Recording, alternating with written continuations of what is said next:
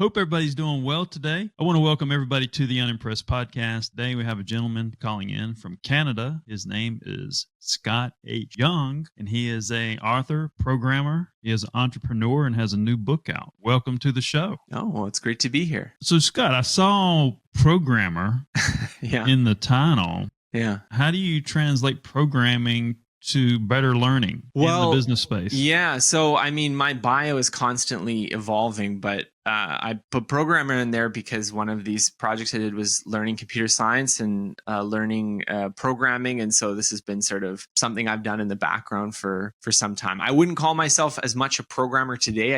I'm mostly writing, English as opposed to Java or Python. But I think it does influence how you think about things. I think once you learn programming, it kind of changes how you think about learning other things, learning technology, learning other kinds of math and other tools and things like that. So the reason I mentioned that, it's kind of the same discovery I had, because I have somewhat some quantum physics coming through and information coming through all the time. And I'm on social media. We're a Meta media partner and just signed a deal with TikTok to be a first major U.S. agency with TikTok. And when you start to understand percentages related to human behavior and thought processes, is that something that you kind of gave you insight to? I think honestly, so to sort of go back with like computer science, programming can be seen as a kind of just, writing software, making apps or video games or spreadsheets or what have you.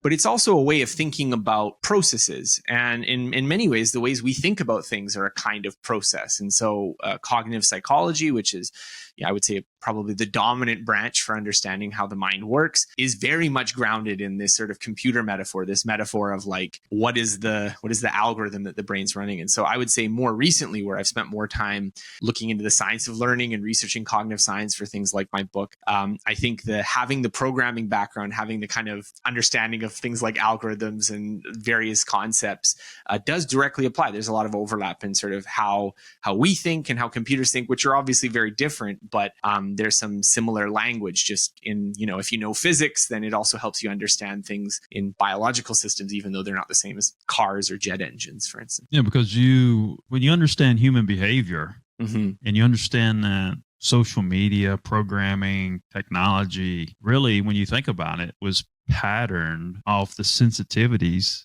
of humans. Yeah.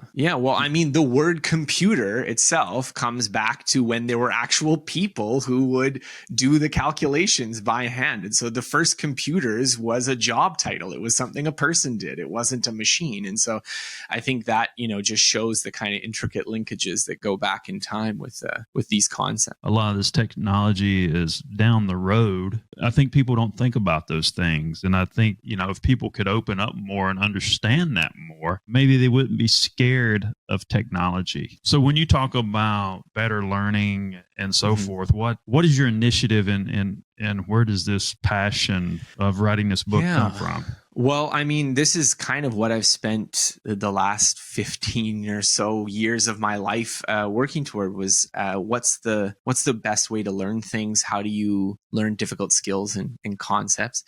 And I think there's been a real passion for me of like taking apart skills like languages or programming, like we were talking about, or artistic skills or various things. And what is a good way to practice that? What is a good way to study that? And along the way, I think even more recently, I've been kind of trying to keep up with a lot more of the scientific literature because we have, 150 years of psychology drawing upon, studies of like how people learn doing different kinds of practice, and some things work better than others. And so distilling that and thinking about that has been, I would say, the big project of my life. And so I think that learning and wanting to learn better is, I don't know, it's like a fish in water. It's a little bit hard for me to describe why I'm interested in it, because I just take for granted that, wouldn't you want to learn better? Wouldn't you want to speak more languages, remember things better, understand things better, learn more difficult concepts with greater ease? I think this is just such a fundamental bottleneck in the human experience. The human experience is a big word. I always talk about that. And, relates to what I said a few minutes ago about emulating computers and social media and everything, emulating human beings, because that's where they got their data from. And you said distilling science. Yeah. I've kind of been on this kick of science, and because I've talked to a lot of intellectual people in a lot of spaces, and I always think a lot of these scientists have blinders on. When you distill science, what do you mean by that? Because a lot of people don't realize that studies in science are a one-lane highway, and I think it takes, just to read on you, I think it takes someone like me and you to take those pieces. If you have one piece over here in one lane and one piece over here in another lane, putting those together to make them work, because science is not going to do that for you. What is your breakdown of that thought process? Well, I would say I'm somewhat eclectic in that I think there are definitely people who, you go and you get your PhD and you specialize in some little tiny patch of the intellectual space, and you do very, very, very tightly controlled studies, and you can, spend 10 years working on something like, we found effect X, and then you write a book about effect X and it gets published somewhere and people talk about effect X. Whereas I tend to be someone who I try to read as much as possible. And I try to be someone who I'm looking for the big picture. And I mean, this is hard to get because, you'll have some group of scientists that do some research and they find effect X, and then some other people doing something a little different that seems like it should be effect X and it's not X. And so this is difficult to do. And I think it's hard. And so for me, I try to balance it also with kind of practical application. So on my own kind of digital resume, if it were, I spend a lot of time reading research, trying to understand, why do people think the way they do about these topics? But then also, again, the practical application of, if you go out and try it, does it work? Or is it something that maybe you can find that in an experiment, but it's kind of finicky versus, if you actually do this, it works better than other things, and to try to synthesize those two perspectives. When you talk about this book, Ultra Learning, walk through the book a little bit. What are the pocket narratives that is going to teach us something different? Yeah. So, I mean, the idea of the book was that I encountered maybe starting about 15, 20 years ago, these people who would do these really incredible learning projects. So people who would teach themselves kind of really complicated, difficult skills on their own, sort of in kind of outside the education system. And I was very curious about these people and how they worked and how they thought, and, could we extract some lessons from that? And so I am also sort of my own guinea pig. So I did some of these projects myself. One project I did, we kind of alluded to in the beginning, was this project I called the MIT Challenge, which was trying to learn MIT's computer science program. And they post a lot of their material online for free. And so I wanted to see whether you could take kind of an equivalent to what an MIT student might learn through their classwork without actually going to MIT and paying MIT hundreds of thousands of dollars and whatnot. And so that was a project that I finished about 10 years ago.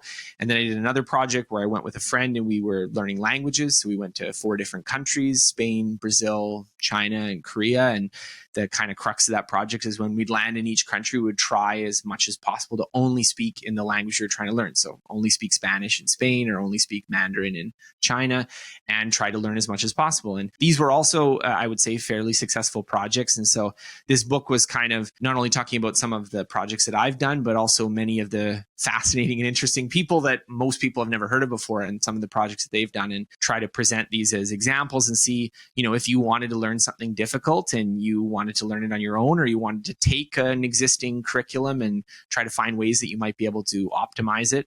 This is the kind of thinking that I wanted to try to explain in the book. What's the angle of the first couple of chapters? The main thrust of the book is what would be an effective way to approach these kind of projects. And so I sort of divide up the book into these 9 different principles that you can apply that are generally true. They're not, something that you're going to be, okay, do this exact thing, but it's a general principle that if you apply it, you can work on it. So, a big thing is meta learning, or what I call learning how a particular skill or subject breaks down. So if you're going to learn a new language, then you have to kind of break it down into vocabulary and grammar and pronunciation, and understand, okay, what are the good ways to practice each of those things? And so if you can get your head wrapped around how does someone get really good at jujitsu or piano or business or one of these skills, then you can start to sort of dissect it and figure out, okay, what would be a good way to learn this? What would be a good way to kind of get up to speed with whatever it is you're trying to acquire or get good at? Talking about language, did you look at tone? I mean, could you relate tone to multiple languages? If there's a few words and all the words were the same thing. Yeah. Right. And you said them in different languages, would each of those languages have a similar tone? You mean like intonation, like in how you Well, tone is kind of what you attract, like if a person, like you have a tone. So you probably hang around people that have a very similar tone. If you took 5 different languages and it was one sentence and they all had the same meaning. Yeah. If one person read those words in all those different languages, is the tone the same? Yeah. I mean, there's this really interesting kind of question about how much language is tied up with like what you were talking about, which is sort of what you mean or what you intend, and how much of it is culturally specific. So there's a certain sense like what gets lost when you translate things. And I do think there's a sense that you are a little bit of a different person when you're speaking into a different language. Some of that's just maybe partly based on what your ability to articulate things is. So, if you're speaking in a language that makes it hard to convey maybe certain abstract ideas, either because you lack the vocabulary or because the language itself doesn't have as many of those concepts, then, you're going to be a little bit of a different person. And then some of it is also, I think, a lot of what you're doing when you're learning a language is learning how to kind of imitate other people when they're speaking. And so you pick up these little mannerisms and stuff, just a little bit like if you were consciously, like you were abroad and you were in Australia or England and you were like trying to pick up mannerisms of the accent of how people are speaking there. I mean, a lot of people who already speak English consciously don't try to do this. But if you were doing this, you might also pick up other things that are not just explicitly related to the language. So you'd pick up, other people's habits and the way they think about things and some beliefs and stuff. And so I think one of the, real nice things about learning a language is it does kind of let you explore other parts of your personality and other parts of how you might think about things, because there is a sense that you do get a little bit of a break, I think, from who you are. But as you said, I think that there is a certain core probably of your meaning and your intentions that are probably transcends language. That's not just I'm a completely different person if I'm speaking in Spanish. Like if you're giving this speech in Spanish, I'd try to find words that matched. And I think environment is a big deal. And people don't really factor in environment. I mean, I think when you're born, you come to the table with certain traits, certain lineage, and whatever environment you're placed in, that functionality of that environment is going to push you different directions based on who you are and what your lineage is and so forth. Do you think that if nobody knew any languages and you had 5 different bloodlines brought into the same environment, and you had 5 different languages, would there be a law of attraction in that environment to a certain language?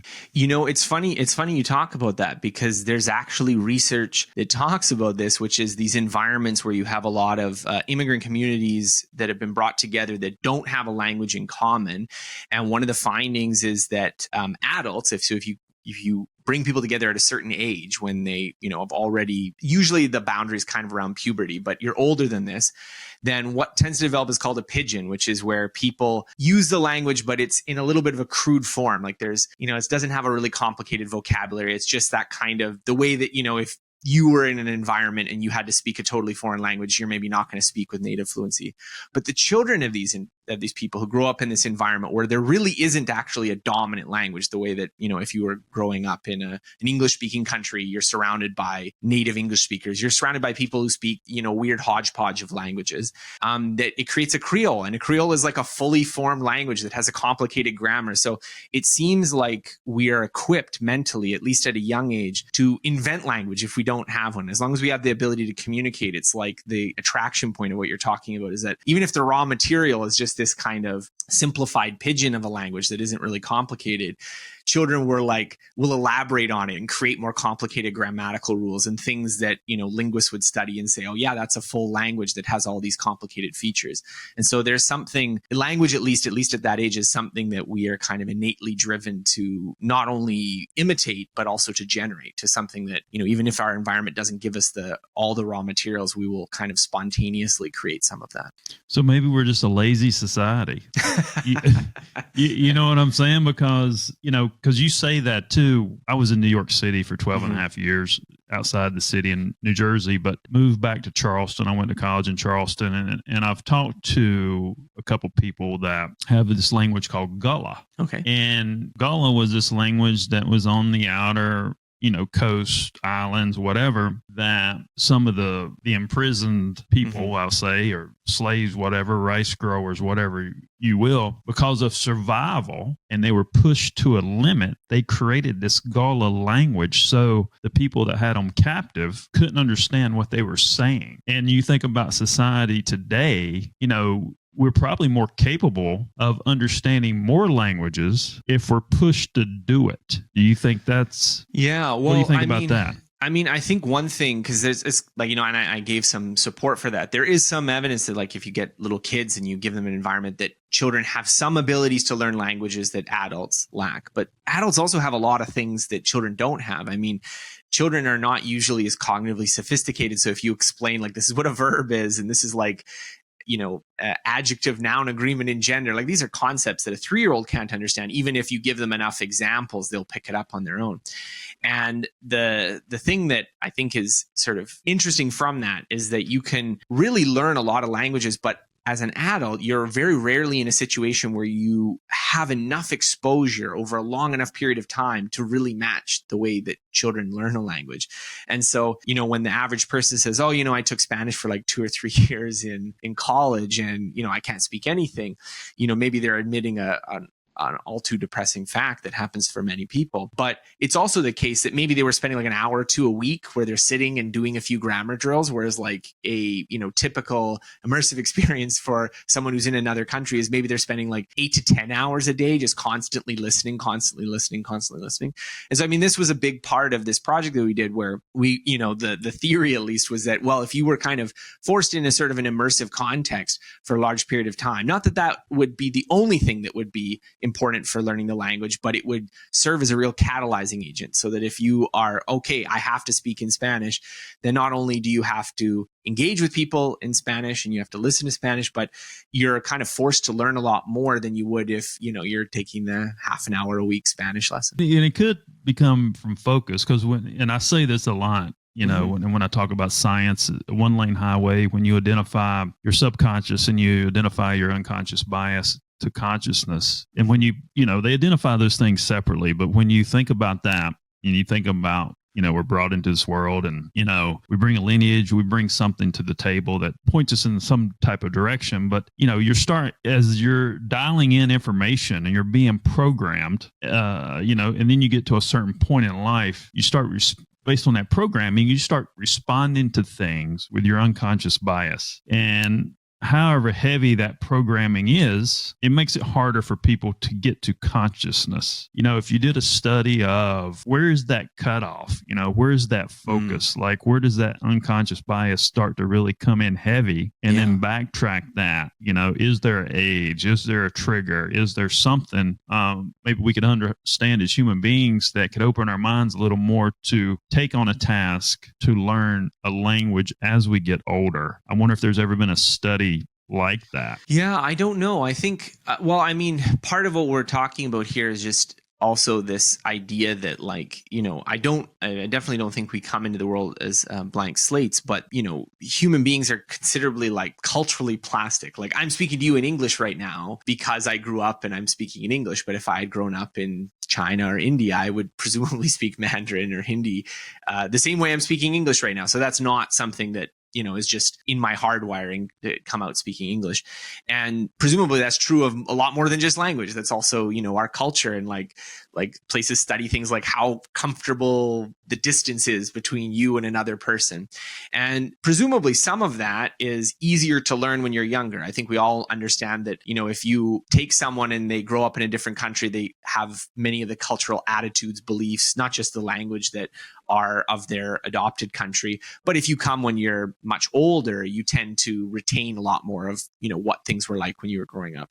So some of that is probably just a learning mechanism that we, when we're young, we have these kind of implicit learning mechanisms to be like, what is the culture of what is surrounding, and absorb that. And when you're older, it's sort of to be a little bit more, don't let go of that, like hold on to that a little bit. But I think also some of that is environment. I think some of that is just that you get in this cycle, like we were talking about, where, if you are a fluent English speaker, it's always easier for you to use English. And so it's hard to find environments where you actually have to speak another language and you would persist in them for long periods of time.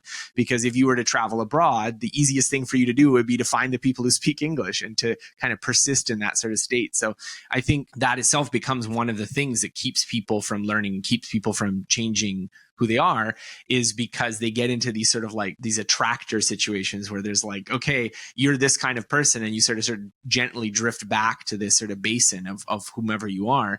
And, you know, as a kid, there is no basin. So you can kind of shift into that. As you get older, it gets a bit deeper. And so it's harder to find experiences that will push you out and get you to learn a new language or learn a new skill or, you know, retool for a new job, or even just deeper things like your fundamental beliefs about life.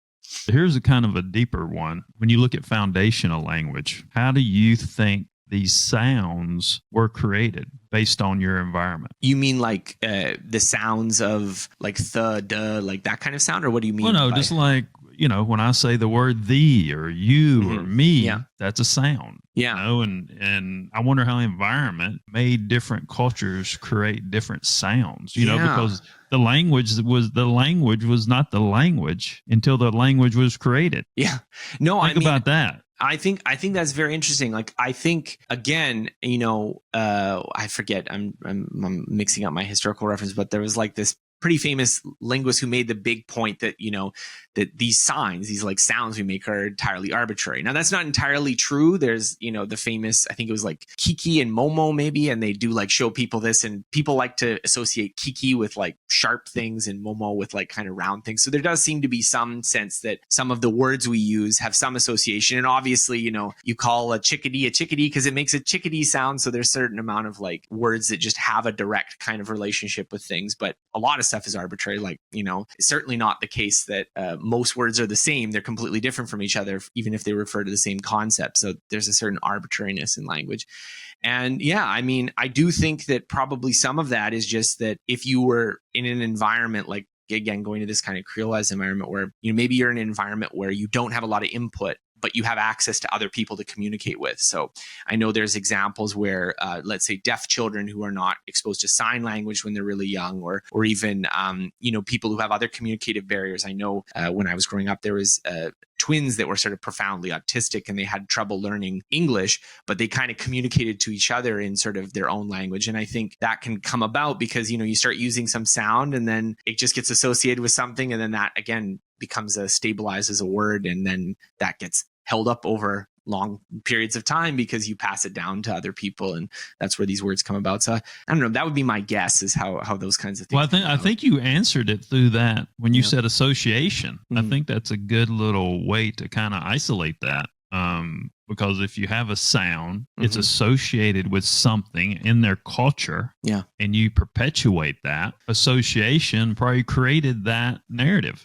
Yeah, I mean, well, you can even think about like how a better example is maybe like a written language, right? Where you know, at the beginning, it was all kind of hieroglyphs, like you're drawing little pictures of things, and then they become through time increasingly abstract so that you're no longer trying to draw an actual picture. You're trying to draw the symbol that everyone already knows. And then they, over time, just lose their association. Like I believe the letter A, you know, which we think of it, was originally in the Phoenician alphabet, like a picture of an ox head, because the word for ox started with that sound. And so like that association totally lost. Nobody thinks about that now, but you know, that's how it came about, at least. So it's possible at least that maybe some of these sounds were kind of, you know, that's someone says something because it seems like the best idea for communicating their intention, and then it just morphs and warps, and words borrow sounds because they're similar to something else, and you know, that's just how it grows. Nice. And I see you've done a TEDx. Yeah, well, I've given two TEDx talks. So one was about this MIT challenge project, learning computer science, and the other one was about learning languages that I did.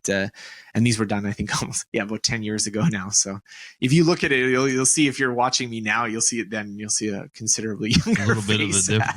A little bit of a difference. Yeah, a little bit more hair, maybe a little less gray. Yeah. What else was anything else interesting that it's like we breaking down languages? What else did you kind of break down in putting this book together? Well, I mean, one of the big things is like, what's the right way to study? Because we spend so much of our life in educational institutions, but we never really get a course where it's like, okay, this is how to study for things.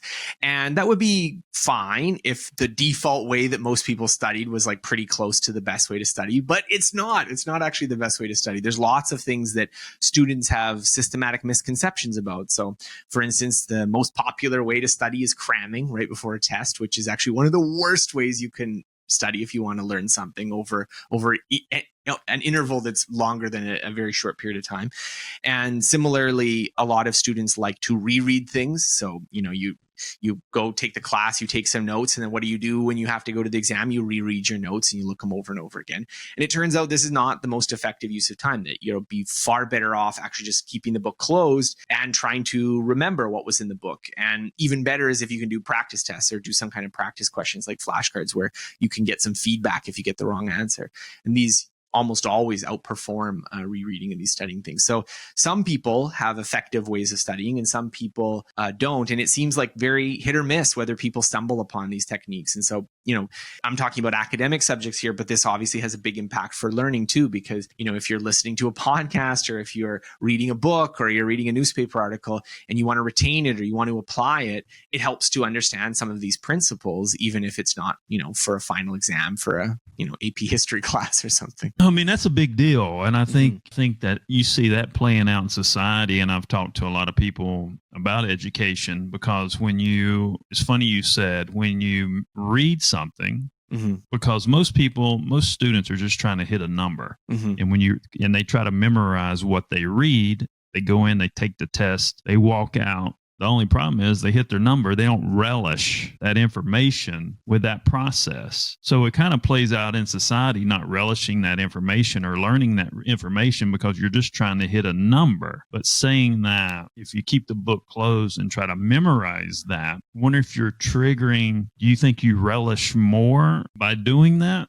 and you retain more? I think one of the points that has come up from this research is this, that the act of trying to recall something for a test, let's say, is particularly beneficial for remembering it. So we tend to think of tests in a what psychologists would call like a summative viewpoint. So the idea being that like the point of the test is to see how much you know. But we don't think about it in terms of the point of the test is to teach you the subject. That's kind of not the way we think about things. But because of this sort of effect is that actually once you've been exposed to some information, at least once, you've encountered before, it's often more beneficial to be tested on it than to be shown it again. And so it is important, you have to someone has to give you the information in the first place. You probably have to read a book or watch a lecture or something like that in order to at least get the idea in your head at some point. But a major difficulty we have is getting the information out of your head. So much of what we learn in school is inert. Like you learn all these facts and figures and then 10 years go by and you can't remember any of it. And it's sort of like, well, what was the point of doing all those years of schooling if you can't remember any of it or apply any of it? But a lot of that is just that we don't practice it enough. We don't practice bringing it out of our head. So you learn something, you heard about some concept, but you don't get many opportunities to apply it or bring it out in a particular testing context. And that's a huge part of building these skills, And so, another way of thinking about it is, we would think it would be ridiculous if you were trying to learn to ride a bicycle or play baseball just by watching someone do it. Maybe that's important for just understanding the technique, but you clearly have to practice it. But when it comes to conceptual knowledge or factual knowledge, we kind of often have a different picture that, well, it's mostly important just to watch someone and not to actually practice it ourselves. When you think about listening or keep the book closed or whatever, I mean, you kind of learn life by watching other people, right? You're really not taught what people are like in life in a textbook. Yeah. I think there's something linear there that makes sense. If you know what I'm talking about. Yeah, no, I completely agree. I mean, so much of what we learn is through observation and through following people. The point about retrieval is just that if you want a skill to kind of be your own or something that you can practice, then watching someone and then practicing it again, like to use the bicycle example, you probably have to watch someone show, okay, this is how they do it. If you've never seen a bicycle before, it'd be very hard to figure out. but you watch someone and then you practice it and you figure it out yourself. And so I think that kind of interplay is very important for learning skills. And this is particularly true in academic classes where a lot of what you're doing is, you read something and then it's, okay, what do you do with this, right? So the practice, I think, is often neglected in that context. Well, when you think about foods, the deal with colors and foods and how people, whenever they started eating something, they would see what animals ate and they would make sure the animal didn't die and they would go eat the same thing. Kind of a similar grassroots process. I mean, there's this really interesting stuff about how, cultures develop, speaking about food, like develop these kind of like beliefs about food prohibitions and stuff. So I may get a detail wrong here, but as I understand it, I think one of the kind of human universals is that people are very picky about meat, like what meats you can eat and what meats you can't eat. And it's not that like there's just some meats that are bad for people and some that are good for people, but just like your culture kind of divides it down. Like we don't eat lizards, or we don't eat fish, or we eat this and we don't eat that. And it seems to be fairly like durable. Like when you're young, if you don't see people eat something, you don't eat it. And that's probably like, in our hardwiring that, well, lots of things can kill you if you don't eat it properly. So you observe, okay, what are the things that people in my culture seem to eat and they don't die from? And then that gets imprinted on you of like, this is food and like, that would be gross to eat, even though it's kind of arbitrary, but it follows this sort of principle of like, what you said of watching the animal eat something. And then if they drop dead after, you don't want to eat it. Well, you don't want to have too much trial and error there because you're not going to make it to adulthood if you're eating things that have a 50% chance of causing you to die after, right? And it looks like you've had a lot of success with your books. Is there a process that you've done that has made your book successful? I don't know. I mean, I'm very grateful that people like the books. I think the thing that has maybe made the biggest impact, if anyone is looking to become a writer, author, is just having such a long history of writing online, of sharing ideas, of producing stuff, means that, if for some reason you liked kind of what I was putting out there, then you get kind of drawn into that orbit. And then when you have a book, it's easier to be like, okay, here's my book. I think the thing a lot of people who are struggling to publish a book, what they struggle with is that, if no one's heard of you before, you could have the best book in the world and it's very difficult to market it because, unless you are the Harvard expert on such and such or the CEO of whatever, it's difficult to get people to even hear about what you're doing. I mean, I think in some way I'm probably here talking to you because you or one of your associates found the book somewhere, and then that's how we're having this conversation.